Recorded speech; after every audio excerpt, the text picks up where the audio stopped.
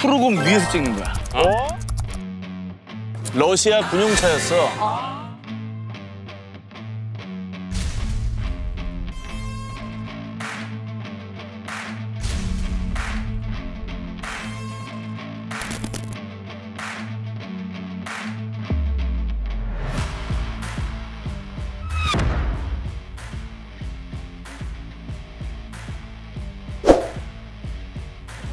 (1994년) 흥행작 더맨더머엔 개 형상으로 개조한 털 달린 벤이 등장합니다.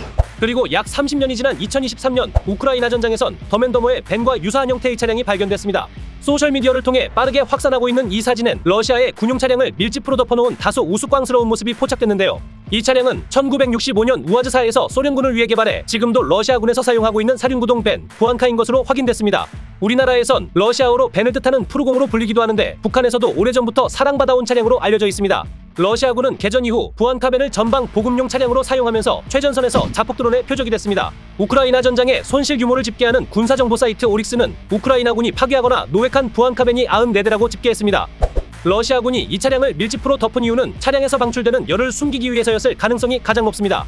겨울이 되면서 차량 엔진열이나 내부의 온기가 바깥 기온과 큰 차이를 보이게 되고 이는 곧 여러상 카메라에 식별돼 표적이 되기 쉽기 때문입니다. 전 영국 전차사령관이었던 브레튼 고드는 밀집 위장막으로 열기를 숨기는 것은 실질적인 효과는 없는 러시아군의 단순 희망사항에 가깝다고 비판했습니다. 그는 밀집 위장막으로 열 방출이 조금 줄어들 수 있다고 해도 트여있는 앞유리는 차량을 개처럼 눈에 띄게 만든다고 말했습니다. 이어 기본적인 야간 투시가 가능한 $500짜리 드론에도 쉽게 식별될 것이라고 덧붙였습니다. 영국 일간 텔레그래프는 이 사진을 소개하며 밀집 가발이라고 표현했습니다. 기사를 접한 누리꾼들은 트럭이 아니라 개와 비슷하다는 의견을 남겼습니다. 영국 애니메이션 마법의 회전 목마에 나오는 캐릭터 두갈로 변장했다거나 더맨더머 속 주인공들이 타는 벤과 같다며 조롱거리로 전락했죠.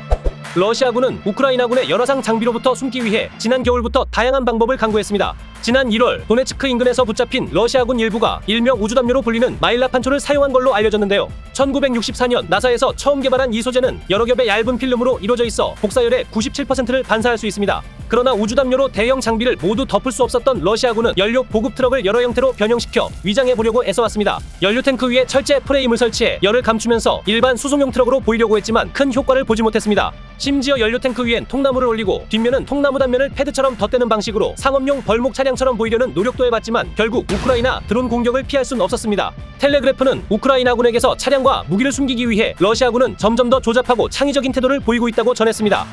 그러나 러시아군의 이러한 걱정은 겨울이 되면서 우크라이나군에게도 동일하게 찾아왔습니다.